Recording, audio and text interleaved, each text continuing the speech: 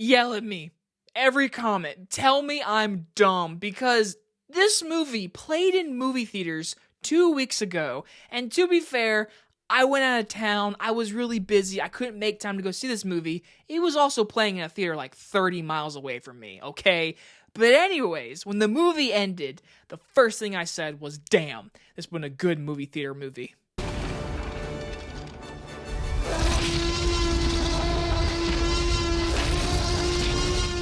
The Lost Bus stars Matthew McConaughey and is about a wayward school bus driver and a dedicated school teacher battle to save 22 children from a terrifying inferno. From director Paul Greengrass, the man that brought you Captain Phillips and a couple of the best Bourne movies, we're talking the new Apple TV movie, The Lost Bus.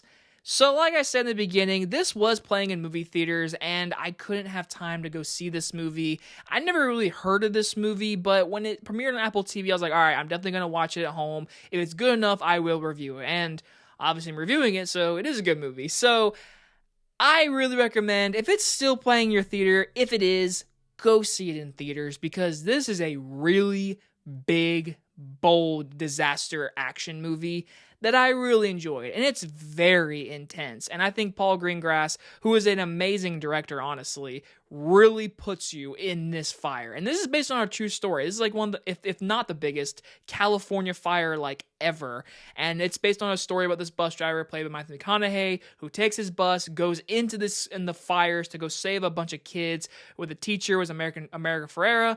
And the movie's just intense. It's a really intense fire disaster movie. And I had a lot of intense fun, because disaster movies, they get bad raps now. I mean, I remember the day growing up when, like, Day After Tomorrow was, like, an awesome movie, very good movie, one of my favorites. And nowadays, it seems like a lot of these disaster movies aren't getting all the love you want. This is technically a disaster movie, and it's based on a true story with very good performances from Matthew McConaughey and America Ferrera.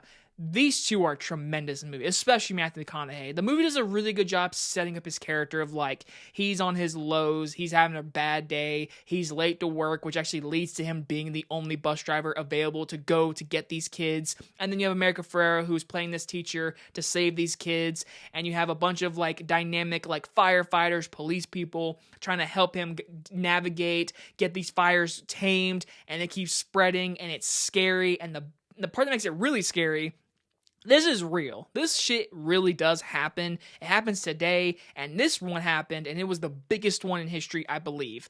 And it's just an honestly scary disaster movie, and it has a lot of tension in it. Now, I will say, it is 2 hours and 10 minutes long. I felt the runtime. There comes a point in this movie where we're like, all right, here's when it's getting close to the end, and there's like another 25 minutes.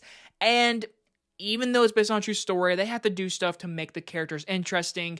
It does take a while for the movie to actually get going before the fires happen. They have to set everything up, the fires starting, who is where, all these different characters at different points of where they're at before the fire starts. And then once the fire starts, then it's like, all right, madness. And the movie never slows down. And when the little moments happen, there are intense, sad moments. And those are the really good moments, especially when you have McConaughey acting. Man, it's good to see him in a movie again. He is just so good in this movie. And then I will say this, and this is kind of like one of those negatives where, like, it's not a big negative. Some of the CGI was distracting. There's a lot of CGI fire, obviously, but, like, it made me feel like if they didn't do, like, the inside of these fires, you wouldn't get those intense moments. So yes, the CGI is noticeable, but it's also needed. I mean, it has to happen. And it's good CGI. I will say that. It's way better than certain movies I see in theaters nowadays. And this is an Apple TV movie. They put their budget all the way through most of their movies. And this is another one. I really enjoyed it. I think it's a good time. I think it's intense. It does have its sad moments, but it's a disaster movie. It has all the things you would think are in a disaster movie. And honestly, I would recommend it. I'm going to give The Lost Bus a B+.